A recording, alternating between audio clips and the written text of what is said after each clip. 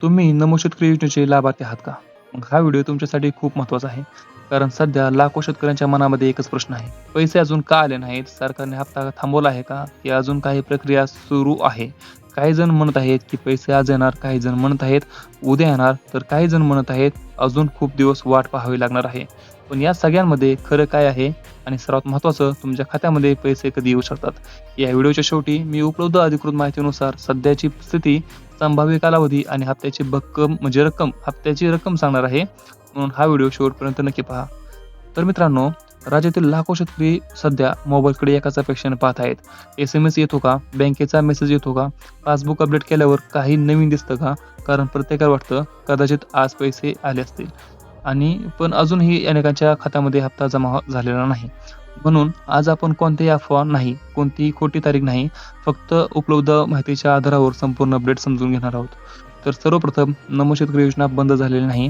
ही योजना सुरू आहे आणि मात्र प्रत्येक लाभार्थी शासनाकडून काही प्रशासकीय मात्र प्रत्येक हप्त्यापूर्वी शासनाकडून काही प्रशासकीय प्रक्रिया पूर्ण केल्या जातात.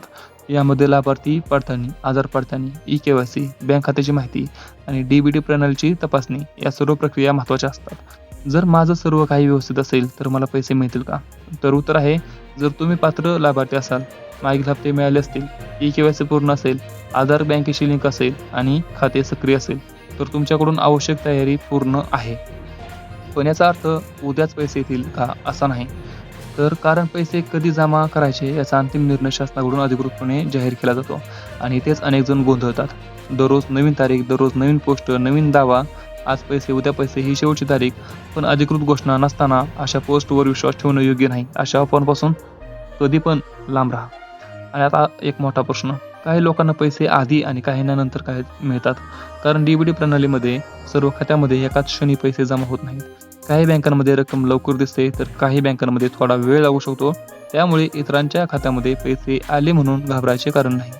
जर तुमची eKYC पूर्ण आहे का हे चेक करा. आधार बँकेची लिंक आहे का ते चेक करा. बँक खाते सक्रिय आहे का ते देखील चेक करा. मागील हप्ता मिळाला होता का ते देखील कमेंटमध्ये नक्की सांगा. जर यापैकी सर्व गोष्टी ठीक असतील तर फक्त अधिकृत वितरणाची प्रतीक्षा करावी. जर तुमच्या ह्या सर्व गोष्टी पूर्ण आहेत तर तुमच्या खात्यामध्ये पैसे नक्की येणार.